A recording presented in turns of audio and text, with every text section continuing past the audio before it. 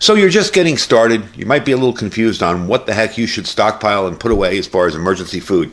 Today we're going to cover the first 10 basics I think every new prepper should focus on when they get started. So let's get into it.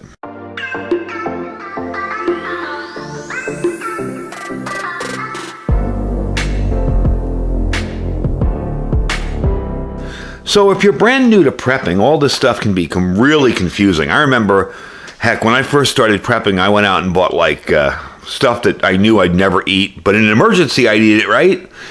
Not a good idea, all right? And I went out and bought stuff that was very short-term storage, and found out that it spoiled very quickly. So as a new prepper, it can be really, really confusing. And those of us that have been storing food for a while probably have a pretty good assortment of food in our stockpile. We may have started out with just a few basics, but over time, we've been adding to it, and in some cases, our survival pantry's reached a point where we'll probably eat better in an emergency than we will day to day. That's true some areas. But it's important to remember that none of us started that way, all right? The way we started out was buying a few bags of rice, maybe some beans, maybe some prepackaged survival food, and our stockpiles probably didn't have much of a selection at the time. It was about survival, not taste. So that's how we started out pretty much. The thing is, those foods that we stockpile are probably the most important foods to have. The very ones we stockpiled in the beginning are the ones you should focus on as a new prepper. That doesn't mean only buy them. That means these are the basics. These are your building blocks that you're going to start out with. Now, some people will ask why. Well, because they'll keep us going when we run out of everything else. Sure, it's nice to have foods you enjoy in your stockpile, and I wouldn't want to dissuade anybody from that. That's a good idea, okay? But it's also important to remember that these foods are the ones that will give you the nutrients you need when there aren't other food sources available. Now, of course, I have more of this put away. This is pretty much just a representation of some of the smaller packaging I could find of some of the stuff that I have put away. So with that in mind, we should always go back and check our stock of these basic items. Since they're the most important, it makes sense to have more of these on hand, as well as other stuff that you may enjoy eating. So let's talk a little bit about basic survival nutrition. Now, I'm not going to go too deep in the weeds on this. This is just stuff that I have researched and learned over the years. This isn't some kind of medical advice or anything, because I'm not a doctor. I'm not going to give you medical advice. But if we're talking about survival nutrition, it's really not about micronutrients. We need to focus on the macronutrients, okay? If you can fit some micronutrients in there, that's good. They'll help keep you alive and healthy. But more than anything, we need the macronutrients to keep us alive, okay? So what are these macronutrients? Well, let's think about carbohydrates. Now, this is only for a survival situation. This is not your normal everyday, day-to-day diet. Carbs in a survival situation should make about 60% of your intake up. Fat should be about 25% of your intake, and protein should be roughly about 14% of your intake. Now, why carbohydrates? Well, they're broken down in our bodies into simple sugars, which is the basic fuel for our muscles to burn in order to move. In a survival situation, we're going to have to be a lot more physically active, so you're going to need lots of carbs. I don't want people thinking they need to eat 60% diet of carbs every day. That's a good way to end up unhealthy, all right? So once the body's consumed carbs, it'll turn them into simple sugars, and that includes both the fat in our diets and fat in our bodies. Since fats take longer to break down the carbohydrates, this will work sort of like a time-released energy boost. So you'll get your body's the energy necessary for a second wind. You start to get a little tired, but the body starts breaking down more fats, more carbohydrates, and there you go again. You got a second wind. Now, proteins can be broken down into sugars as well, but we really don't want that to happen, because when the body starts breaking down proteins into sugars, we're literally at the point of starvation, and when that happens, the body starts to cannibalize itself, specifically skeletal muscles, in order to get those proteins. Now, since the body's always building new cells, a consistent supply of proteins is needed to keep the body from cannibalizing the old cells in order to make new ones. Now, if it's possible to get some micronutrients in there, that's great. Most of them come from fruits and veggies, and they're a great source of carbs too.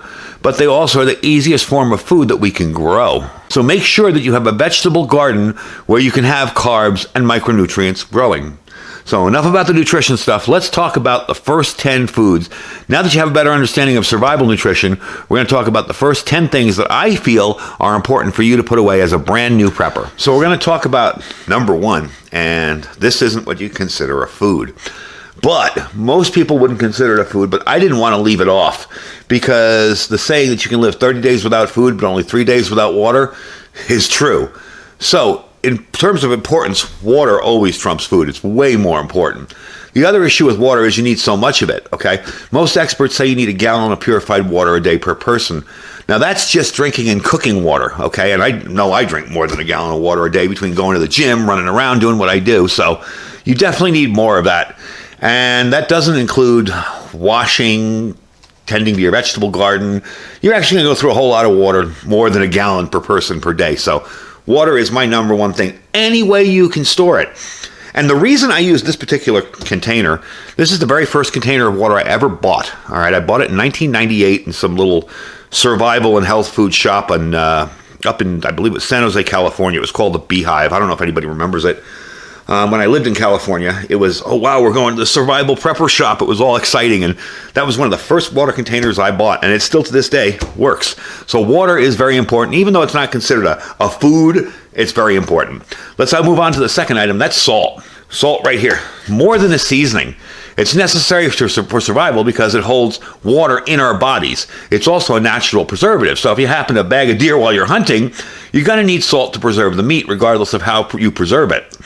Many survivalists and preppers don't stockpile enough salt. They may not think of it as a preservative, but it's more or less impossible to preserve meats without it. So whether you're going to smoke meats or dehydrate them to make jerky, whatever, you got to have salt. You even need it for canning meats, okay?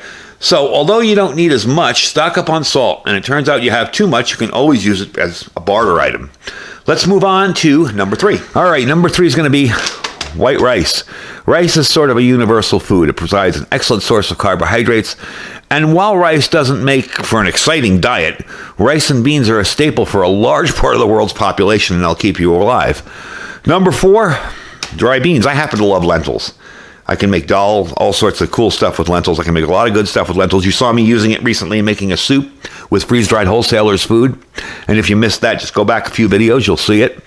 Together with rice, dry beans are one of the world's most important staple foodstuffs. They're an excellent source of plant protein as well as carbohydrates.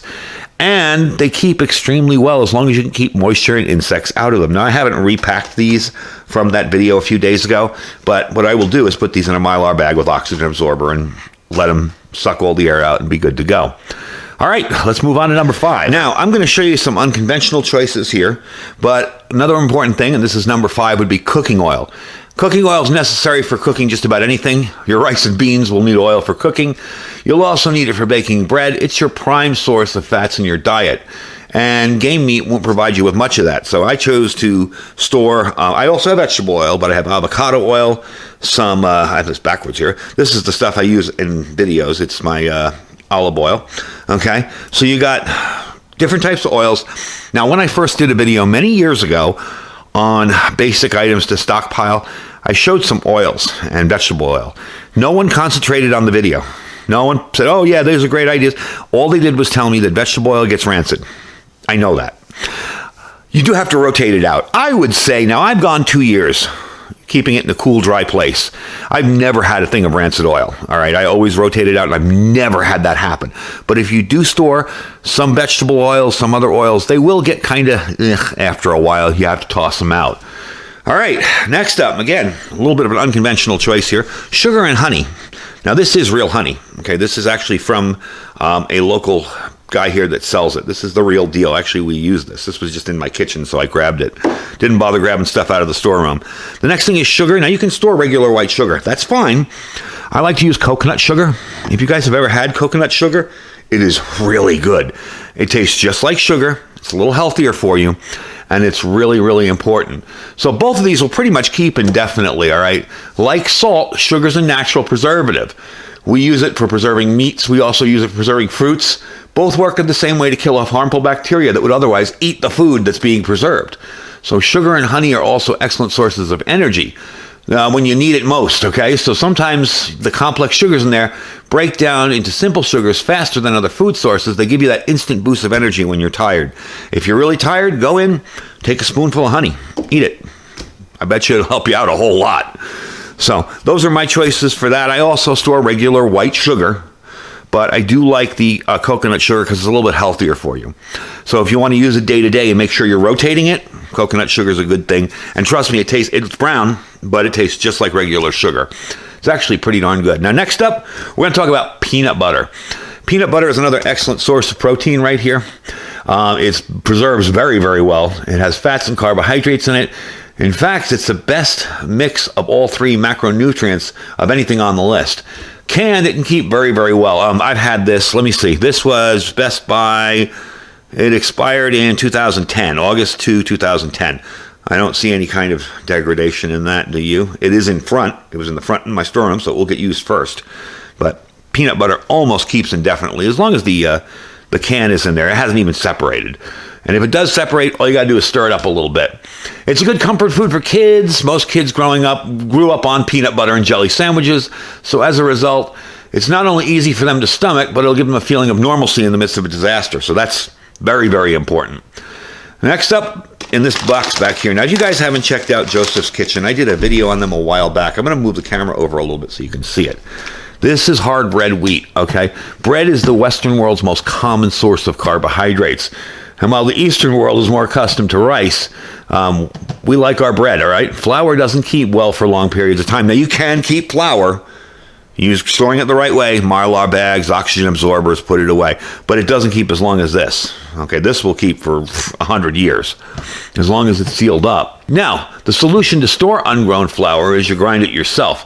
That means having a grinder as well, preferably a high-quality one that can be operated manually without electricity, or, like me, if you have about a ton of solar generators or power stations, you can get one. I know Joseph's Kitchen sells a whole kit.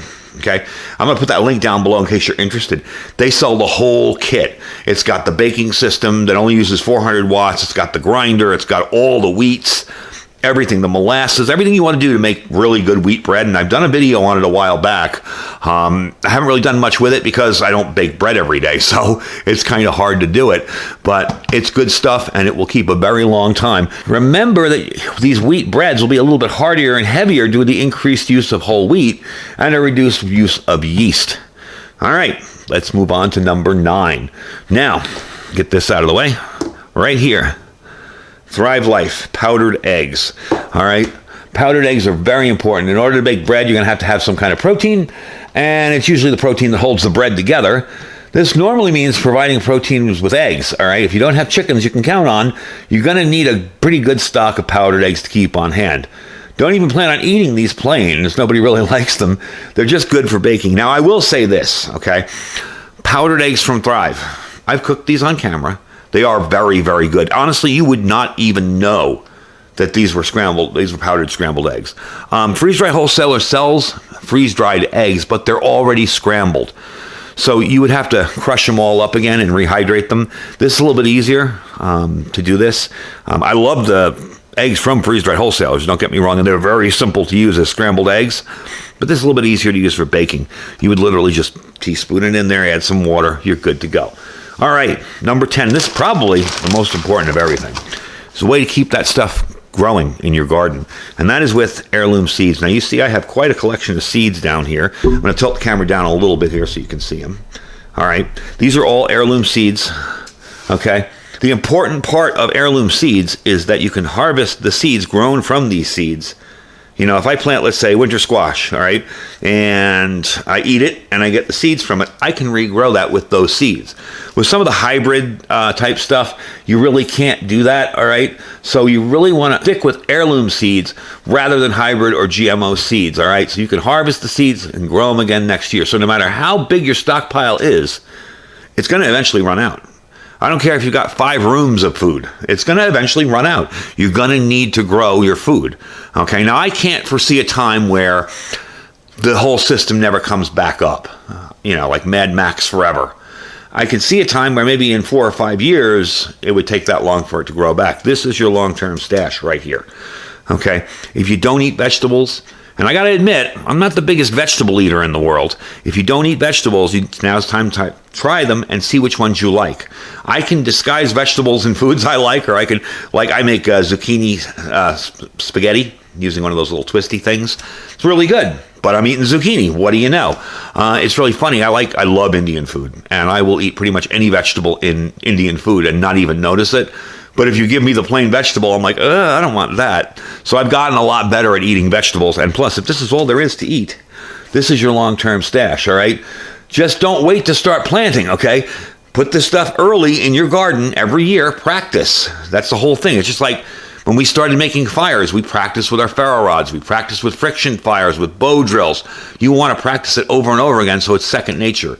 You know in your area you got to put this out and you need a certain type of fertilizer, or there's a certain type of pest in your area. You don't want to learn this stuff once the disaster hits and you're planting your garden. And there's no stores open with mouse traps or whatever, anti-pest control type stuff around. You want to learn that stuff way ahead of time. So those are 10 really important base foods. These are your basic foods you want to start out with. Let me turn the camera around again here so you can kind of see everything. These are the basic foods that you want to start stocking away as a prepper. Now that doesn't mean you can't add other stuff. By all means, if you love Spam and Chef Boyardee, buy canned Spam and Chef Boyardee. Is it healthy for everyday eating? No. But in a survival situation, like we said in the beginning, you're going to need all those carbs for energy, for long-term energy, your second wind. And along with this stuff, because this is your long-term stash, and some of this stuff, it's funny when I put it away to begin with. Some of this stuff is my beginning preps. You know, of course, I went out and bought rice and beans. Everybody said buy rice and beans. Probably the most important prep in there, because when you run out of everything else, you got your rice and beans to rely on. And while it may not be the best tasty food in the world, it's going to keep you alive. Anyway, folks, that's the video for today. That's 10 important items that I feel new preppers should focus on when they're stocking, when they're getting started. And I like to do tips for new preppers because I know there's a lot of people coming into the prepping community, and it's overwhelming. Trust me, I remember when I first started, there was no way I was going to be able to, take all that information in. So I focused on little things at a time. And the first thing I focused on was food and water. So there you go, 10 important beginner preps for a newbie prepper that is just getting started. I thank you guys for watching. Don't forget to check all our links down below. Remember, Freeze Dried Wholesalers has their link down there. It's 15% off. And that stuff's important too. You want your chicken, your beef, your steaks, your rice, all that stuff. You want to have that stuff ready to go. But you like your basic preps for the basic foundation. So definitely check out Freeze Dried Wholesalers. My link will save you 15%. Just use the link and you will save 15%. When you check out, you'll see it. Of course, we have our Amazon affiliate store. A lot of the stuff I bought on Amazon, like the coconut sugar. You can check that link out as well. If there's nothing in the store you like, just click the link and shop as you normally would. Really helps us bring you cool stuff. It's an awesome way to support the channel without spending a penny. It doesn't cost you anything. All right, don't forget also, we have our My Patriot Supply link. That's preparewithiridium.com. Don't forget, check that out as well. Even if there's nothing on the site, when you get there to my portal that you like, up on top is that little My Patriot Supply graphic on top. Just click on that and you'll go into the site. Then you'll see everything. They even have, I'm using right now the Vesta stove to keep warm out here. They even have that Vesta stove, and it's on sale right now too. So definitely check them out. And our Thrive Life freeze-dried food store. Don't forget, folks, check out Thrive Life. You don't need to join anything to try them out. I thank you guys for watching. Stay safe and stay prepared.